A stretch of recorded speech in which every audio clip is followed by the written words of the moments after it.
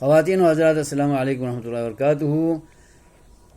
سری اور جہری نمازوں میں آمین کا فلسفہ یہی ہے کہ سورہ فاتحہ پڑھنے کے بعد اللہ کی بڑی تعریف والی سورت پڑھنے کے بعد اللہ سے قبولیت مانگتے ہوئے انسان کو آمین کہنا چاہیے کہ اللہ میری اس سورت اور اس کی تلاوت کو اور اس میں مانگی ہوئی دعاؤں کو، اس میں کہی ہوئی تسبیحات تحمیدات کو، تیرے اوصاف کو، تیری کبریائی اور تیری عظمتوں کو قبول فرما، اس لیے آمین کہتے ہیں۔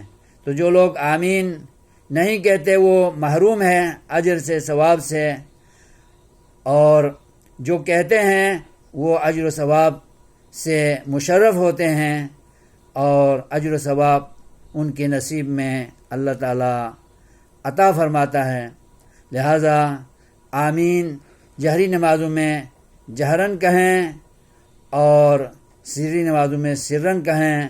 نبی پاک کے دور میں یہود کو آمین کی آواز سے چڑ ہوتی تھی، اور یہود آج بھی دنیا میں موجود ہیں، وہ سن رہے ہوں نہ سن رہے ہوں، بہر کیف آمین کا ایک فلسفہ یہ بھی ہے کہ جو غیر مسلم ہے، یہود ہو یا نصارہ ہوں یا جو بھی ہوں، وہ آمین سے اگر چڑھتے ہیں تو یہ غلط نظریہ ہے۔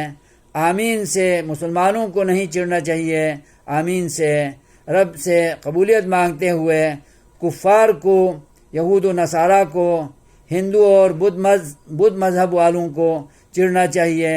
مسلمانوں کو چڑھنے کا کوئی معنی نہیں ہے، وہ خوش ہوں کیونکہ رب سے اے اللہ میری دعاؤں کو، حمد و ثنا کو، توصیف و کبریائی کو قبول فرما کہتے ہوئے آمین کہتے ہیں، تو رب تو خوش ہوتا ہے آمین کہنے سے۔